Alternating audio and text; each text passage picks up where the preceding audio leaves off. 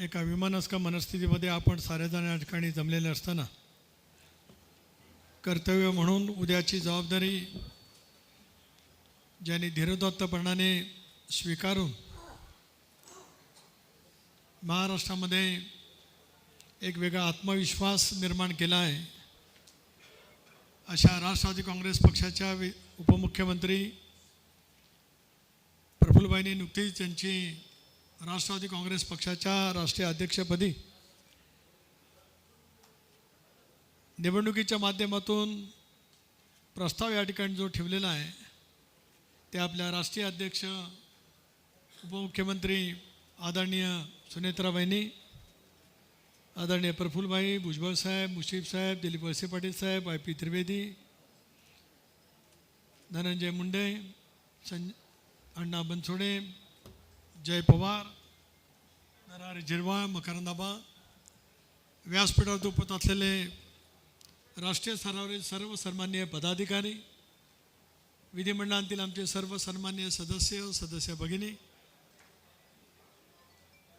राज्यांतील माजी खासदार,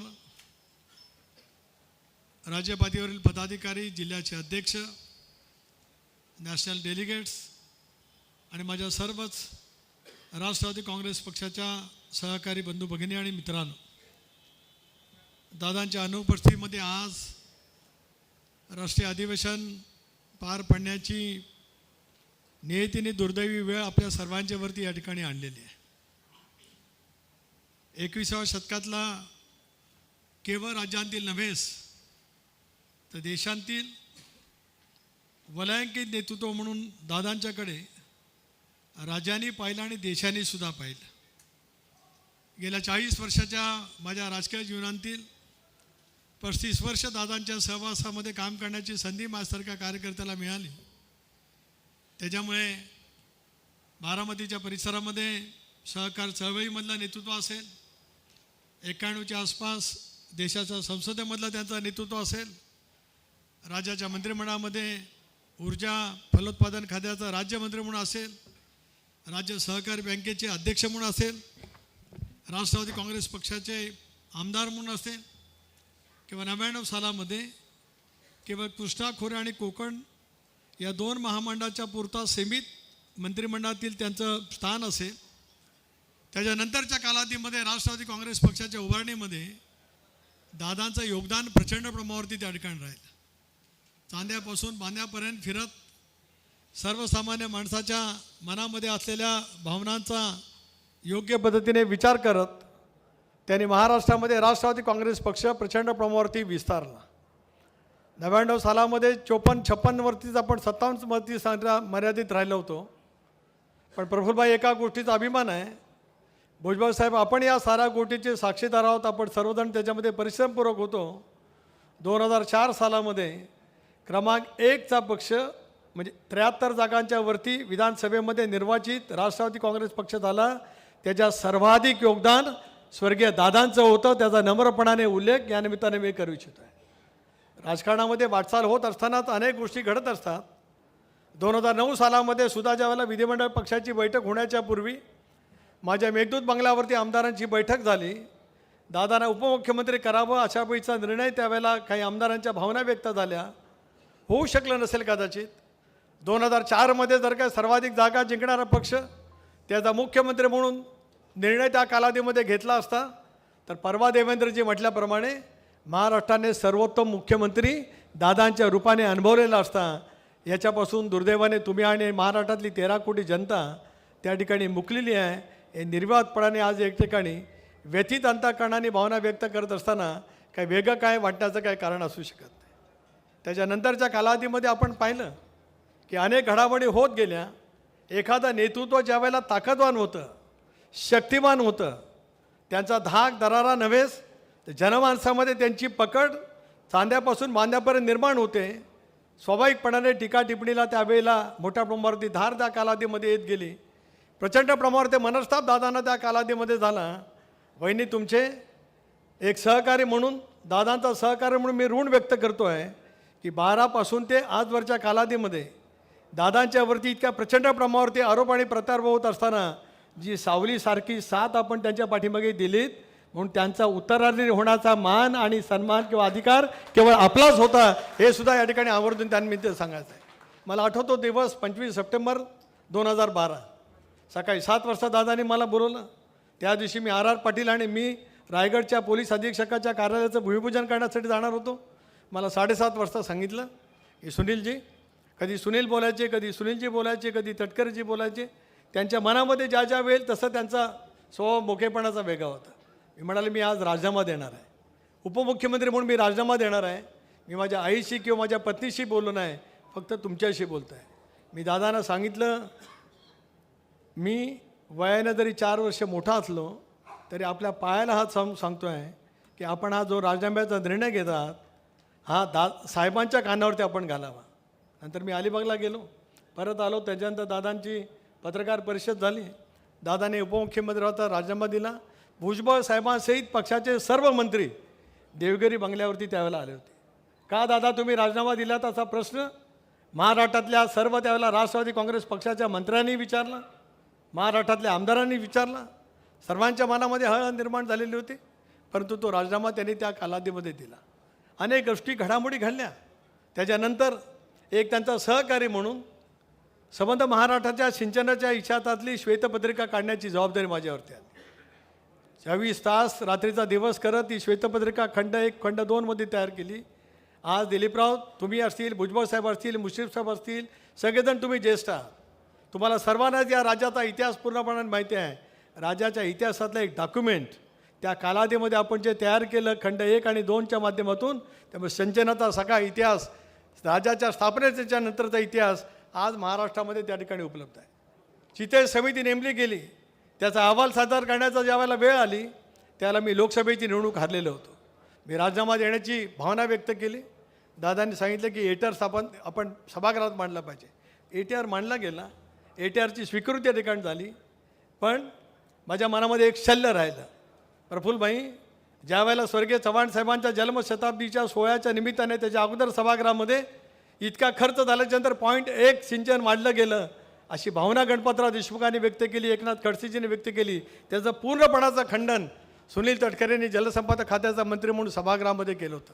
तरीसुद्धा जे मी म्हणतो, आजही म्हणतो आहे, पृथ्वीराज चव्हाण नावाचे मुख्यमंत्री महाराष्ट्रामध्ये लाभले आणि त्यावेळेला चव्हाण साहेबांच्या जन्मशताब्दीच्या सुरुवातीच्या वेळेला त्यांनी या गोष्टीचा मुख्यमंत्री म्हणून ज्याला उल्लेख केला त्याच्यानंतर ते सगळं पुढे घडत गेलं. माझ्या सांगण्याचा मतितार्थ एवढाच आहे, एक खंत दादांच्या आयुष्यभरामध्ये मनामध्ये सतत राहिली. आज मला हे मोकेपणाने बोलणं माझं मी कर्तव्य समजतो आहे. राज्यात आपलं सरकार, दादा उपमुख्यमंत्री, दादा सुनील तटकरे आणि छगन भुजबळ यांच्या ACBची खुली चौकशी करण्याचा आदेश त्या कालावधीमध्ये दिला गेला. हे शल्य, हे दुःख, हे वेदना दादा आयुष्यभरामध्ये कधी विसरू शकत नाही. आज ह्या गोष्टीचा उल्लेख मी एवढ्यासाठी करतो आहे, राजकीय वाटचाल एका दिवसात होत नाही, देशाच्या पातळीवरचं नेतृत्व एका दिवसामध्ये घडत नाही. अनेक वेळेला सहजगत्या काही गोष्टी मिळत असतात, पण या सगळ्या गोष्टी मिळवत असतानाच काय पद्धतीने खडतर प्रवास त्यांच्या आयुष्यामधला झाला, कशा पद्धतीने अनेक गोष्टींना त्यांना सामोरं जावं लागलं, हे उभ्या महाराष्ट्राने त्या कालावधीमध्ये पाहिलं. पण दिलदार नेता, त्याचबरोबर ती खंबीरपणाने आत्मविश्वासाने आलेल्या प्रत्येक बाबीला तितक्याच पद्धतीने तोंड देणारा नेता म्हणून अजितदादांनी आज या महाराष्ट्राच्या इतिहासामध्ये एक आगळेवेगळं स्थान त्या ठिकाणी निर्माण केलेलं आहे. 14 ते 19 कालखंड, ज्या कालावधीमध्ये आपण विरोधी पक्षाच्या बाकावर बसलो होतो, धनंजय मुंडे त्यावेळेला विरोधी पक्षनेते होते, त्यावेळेला कसं रात्री कुठे काय करत या सगळ्या चौकशीला कायदेशीरदृष्ट्या आपल्याला सामोरं जावं लागलं. भुजबळ साहेबांसारख्या लोकोत्तर नेतृत्वाला सुद्धा दुर्दैवाने त्या कालावधीमध्ये कशा पद्धतीने सामोरं जावं लागलं उभा महाराष्ट्राने त्या ठिकाणी पाहिलेलं आहे. काय मी या साऱ्या या ठिकाणी प्रकर्षाने सांगतोय, अलीकडच्या कालावधीमध्ये वेगवेगळ्या पद्धतीचं बोलण्याचा प्रयत्न त्या ठिकाणी होत आहे. 14 सालामध्ये निकाल लागले त्यावेळेला आम्ही सगळेजण होतो. भुजबळ साहेब होते, मी होतो, दादा होते, प्रफुल्लभाई होते.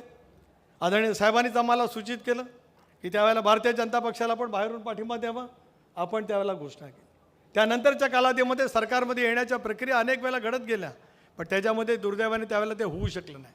19मध्ये सुद्धा काय झालं ते आपण सर्वांनी मिळून पाहिलं, 22मध्ये सुद्धा काय झालं ते सर्वांनी पाहिलं. पण 23मध्ये एका निर्णायक क्षणामध्ये ज्या वेळेला दादांना असं वाटलं, एकटेपणा वाटला, त्यांना असं वाटलं की मी एकाकी आहे. त्यावेळेला कोण होतं? दादा होते, प्रफुल्लभाई होते, भुजबळ साहेब होते, सुनील तटकरे होता, हसन मुश्रीफ होते, रामराजे नाईक निंबाळकर होते, दिलीप वळसे पाटील होते, धनंजय मुंडे होते. दादाने एक भावना त्या कालावधीमध्ये व्यक्त केली होती की या गोष्टीसाठी एका निर्णयास्पद मी जातो आहे, येणार आहे. आपण साथ देणार नसाल तर मी निर्णय एकटा घेईन. आम्ही सर्वांनी सांगितलं, दादा तुम्ही आमचे नेते आहात, आजही आहात, कालही होतात आणि उद्याच्या भविष्यामध्ये सुद्धा आहात. महाराष्ट्र घडवण्याची क्षमता कोणामध्ये आहे ते तुमच्याकडे आहे. म्हणून तुम्ही जो निर्णय घ्याल त्या निर्णयाच्या सोबत आम्ही असू, हे त्यावेळेला दादांना आम्ही सांगितलं. आणि त्याच्यानंतरच 3 जुलैला त्यावेळेला तो निर्णय राज्याच्या सरकारमध्ये आपण जाण्याचा निर्णय झाला, NDAमध्ये जाण्याचा निर्णय झाला. शिवशाहू फुले आंबेडकरांची सामाजिक समता, धर्मनिरपेक्ष विचार, ज्या राजकीय विचार सिद्धांतावरती वर्षानुवर्ष आम्ही सर्वांनी मिळून वाटचाल केली, त्याच्यावरतीच त्या सिद्धांतावरती आधारित राहत NDAमध्ये सहभागी होण्याचा निर्णय आपण घेतला. आठवा पण आपल्यापैकी सर्वांनी 5 जुलैला आपलं राष्ट्रीय अधिवेशन झालं METमध्ये, भुजबळ साहेबांच्या त्या महाविद्यालयामध्ये. त्यावेळेचं दादांचं भाषण आपण ऐका. 1 तास 1.5 तास दादांनी भाषण केलं. दादांच्या आयुष्यभरातल्या वेदना त्यांनी त्या ठिकाणी सांगितल्या. आणि दादांनी भाषण करत असताना परवा पार्थ आणि जय तुम्ही अतिशय उत्कृष्ट चित्रपट तयार केलीत. त्याच्या दादांचं वाक्य तुम्ही जे दाखवले आहेत की मी एकटा नाही, माझा श्वास असेपर्यंत तुम्हाला सर्वांना सोबत घेऊन मी वाटचाल करणार आहे, हे दादांचं वाक्य METच्या आपल्या राष्ट्रीय अधिवेशनामध्ये होतं, ज्यावेळेला दादांना आपण राष्ट्रीय अध्यक्ष म्हणून त्यावेळेला घोषित केलं. ही आठवण मी एवढ्यासाठीच करतो आहे, कणखरपणाने एखादा निर्णय घेतल्याच्या नंतर अनेक बाबी त्या ठिकाणी त्यांनी त्या 1-1.5 तासाच्या भाषणामध्ये व्यक्त केलेल्या होत्या की काय पद्धतीने निर्णय आपल्याला त्या ठिकाणी घ्यावा लागतो आहे. तो निर्णय घेण्याच्या पाठीमागची पार्श्वभूमी काय, तो निर्णय उद्याच्या भवितव्यासाठी, राष्ट्रवादी काँग्रेस पक्षासाठी आणि महाराष्ट्राच्या हितासाठी कशा पद्धतीने असू शकतोय, याचं सुस्पष्ट विवेचन हे दादांनी त्या कालावधीमध्ये केलेलं आपण सर्वांनी म्हणून ऐकलं. टीका टिप्पणीवरती आपण सगळेजण गेलो, खंबीरपणाने आपण त्या ठिकाणी वाटचाल करत आलो.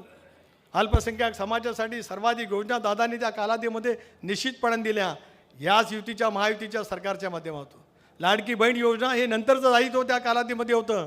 पण लोकसभेच्या निवडणुकीमध्ये दुर्दैवाने आपल्याला पराजय पत्कार लागल्याच्यानंतर एक वेगळी स्थिती राज्याच्या राजकारणामध्ये निर्माण झाली. सांगण्यात आलं की आता अजितदादांचं महाराष्ट्रामध्ये काही चालणार नाही. एक मी वाक्य त्यावेळेला बोललो होतो सुरुवातीला की आता महाराष्ट्रामध्ये अजित पर्व सुरू होत आहे. अनेकांनी माझ्यावरती टीका टिप्पणी केली. अजित पर्व याचा अर्थ आपण सर्वजण समजून घेऊ शकता, असे समजून घेऊ शकता. आणि मी बोलल्याच्या नंतर कोणाला काय वाटलं असेल त्याचाही अर्थ पण त्यावेळेला समजून घेऊ शकता.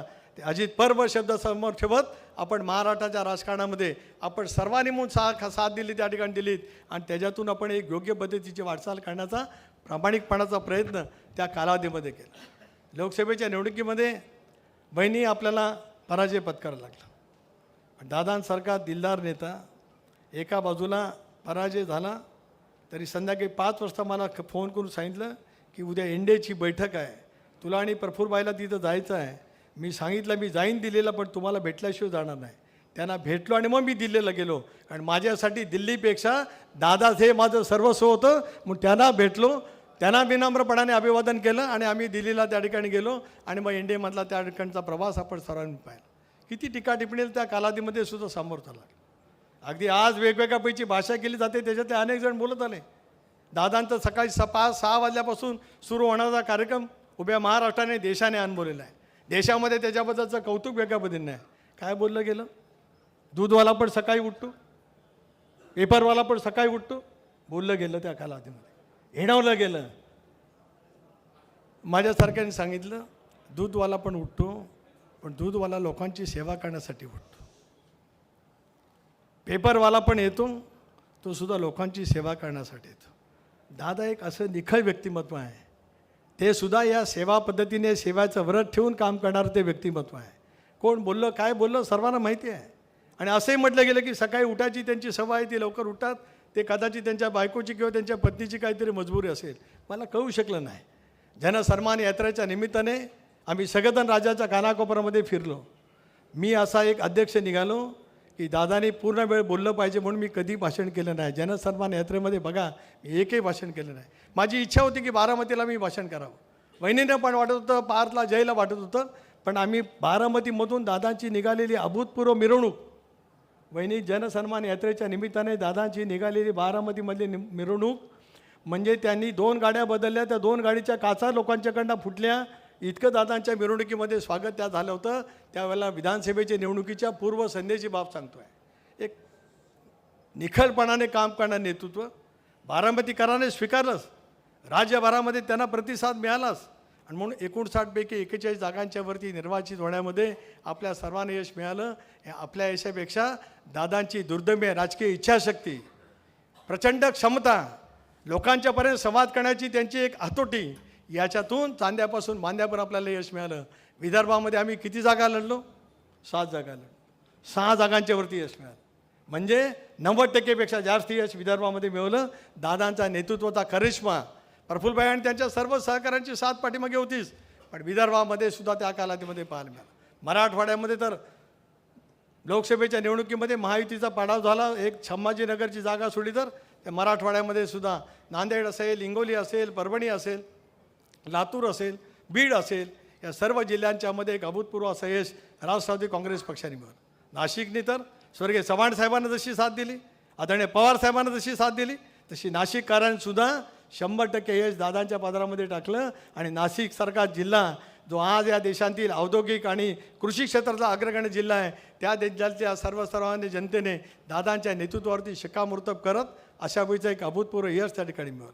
त्याच्यामुळेच गेल्या 1.25 वर्षाची आपली सगळी वाटचाल दादांच्या नेतृत्वाखाली अतिशय उत्तम पद्धतीने झालेली आपल्याला पाहायला मिळाली. आज आपल्या सर्वांच्या वरती नियतीने एक दुर्दैवी क्षण असा या ठिकाणी आणला आहे की ज्याच्यातून आज आपण वहिनींची अध्यक्ष म्हणून नेमणूक या ठिकाणी करतो. अनेक वेळेला अनेक पद्धतीचं बोललं गेलं.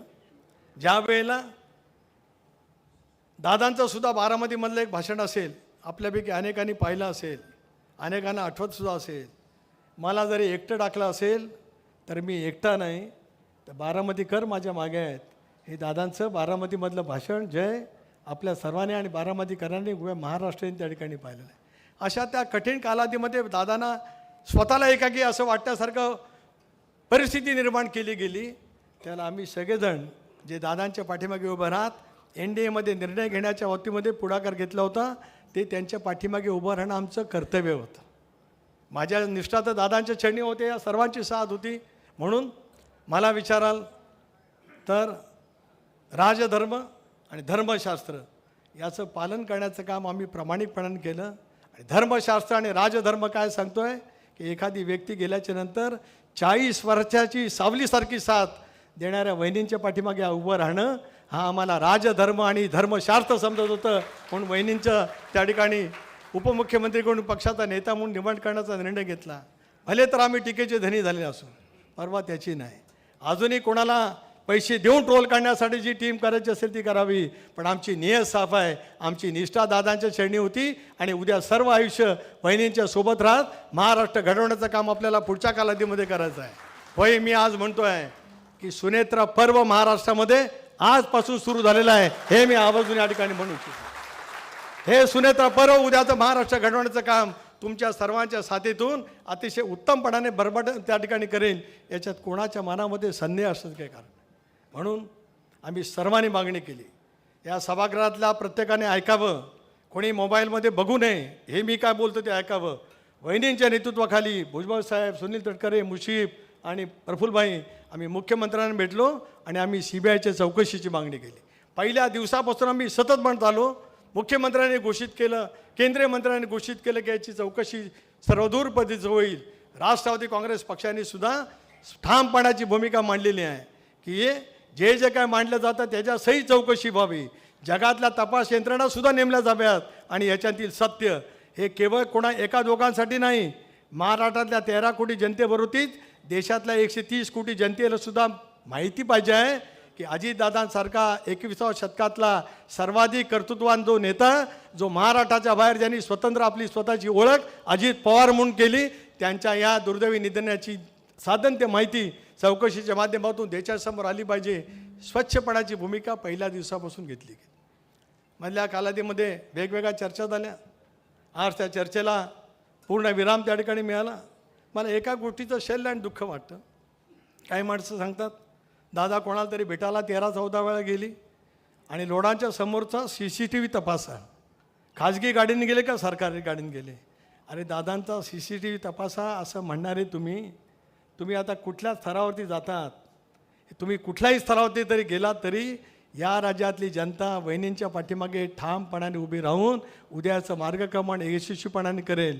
पण बोलत असताना भान राखलं पाहिजे. बोलत असताना आपण काय बोलतो त्याचा दुसरा अर्थ काय होतो आहे हे आपल्याला कळलं पाहिजे.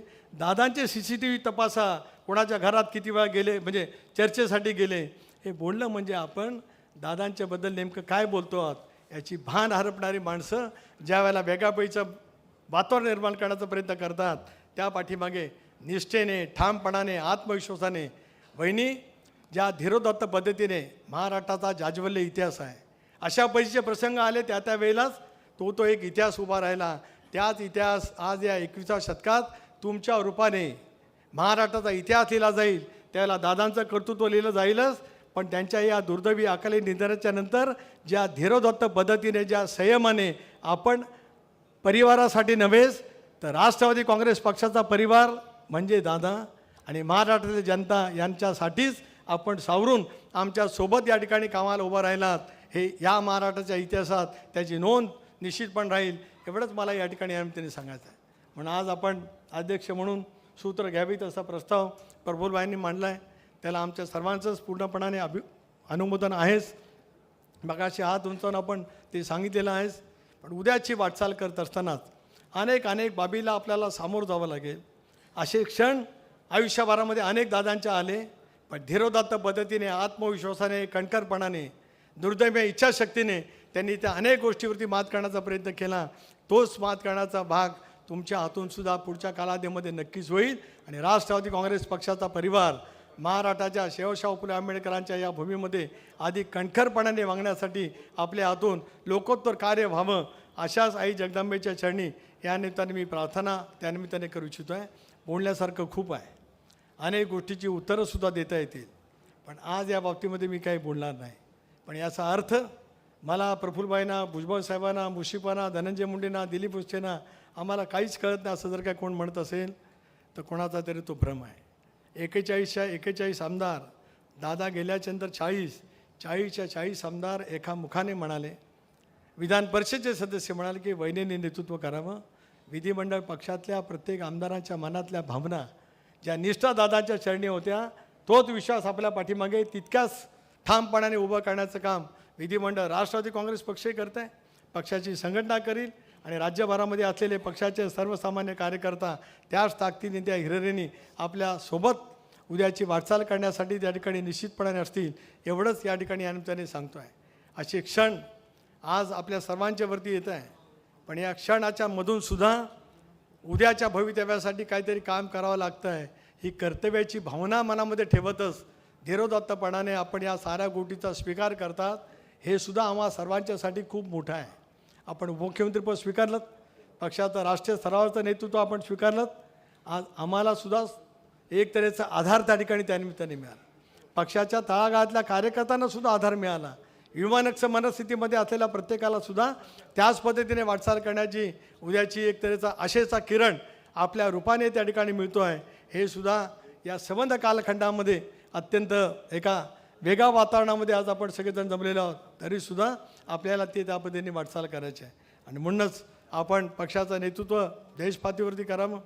देशामध्ये सुद्धा दादांची प्रतिमा काय होती ते सुद्धा आपण अनुभवलेलंच आहे.